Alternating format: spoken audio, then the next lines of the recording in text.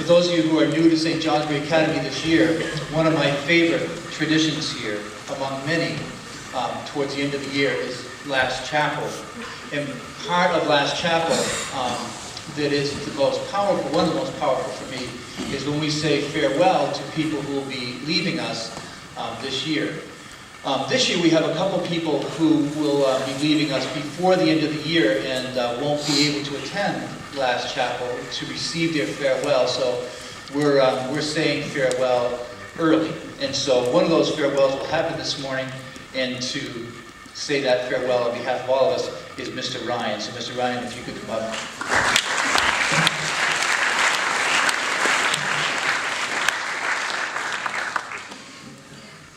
The other day, Mrs. Aldridge, Mr. Levitt's secretary, had asked me to speak on behalf of someone that I've known and cared about for the last 25 years. And I said, you know what, I'll do it. Who?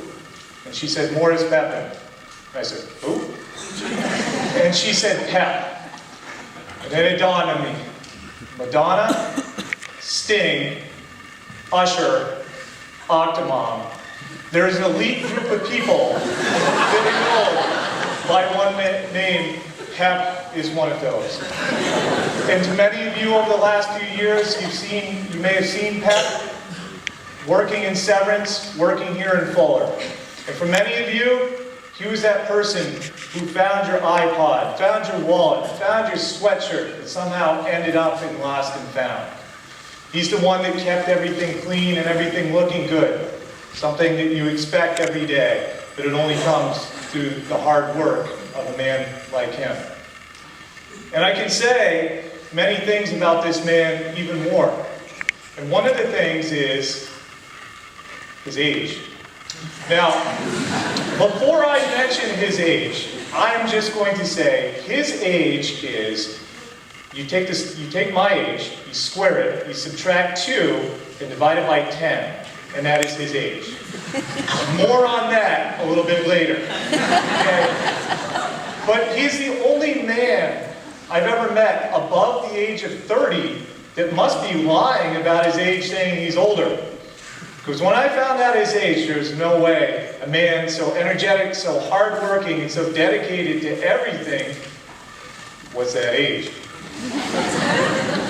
But over the years, there's been a lot more to my relationship with Pep. In fact, he started working here on September 30th, 1986, back when Mr. Weston was just a young man. My dorm proctor, too, along with Mr. Driscoll. But anyways, I digress. The day he joined, September 30th, 1986, Bill Buckner was just Bill Buckner. Bill Buckner was not the guy who let the easy grounder go through his legs in Game 6 in the 1986 World Series. But the reason why I mention this is because Pep has a love of sports. And every day I've had an opportunity to catch up on sports, including about 20 minutes ago when we talked about the Red Sox, and I asked him, why are you here today? He said, I have no idea. Sorry about that. Okay, and also he's taken an interest in all of you as athletes, in your success on the sports field. And that's something that a lot of you might not know about. Another quality that I absolutely admire about Pep is he's blunt.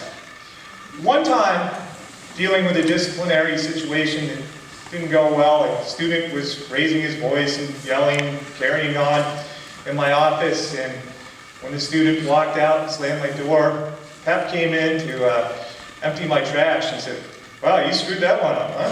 Okay. But then again, it's not just me. Because last year I observed a miracle of sorts when somebody was taking a box that was about 3 by 4 and trying to shove it into a garbage can that was 1 by 1. And I was trying to think of all sorts of things to say, and Pep just walked up to the person and said, is there something wrong with you? And again, that bluntness is something that I'm totally going to miss. But one of the things that I do want to mention is that sometimes beyond the life here at St. John's Very Academy, there's a lot of other things. He's a great pet owner. He's a great parent.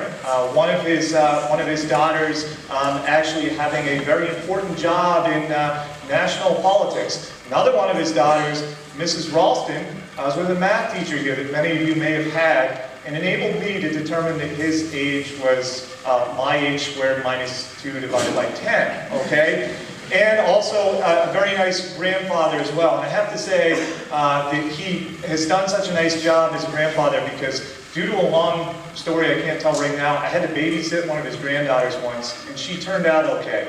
Not because of me, because of her grandfather, okay? And certainly he's somebody that, you know, people in my psych and soc class, can you help me out? What type of people don't I like? Arrogant people.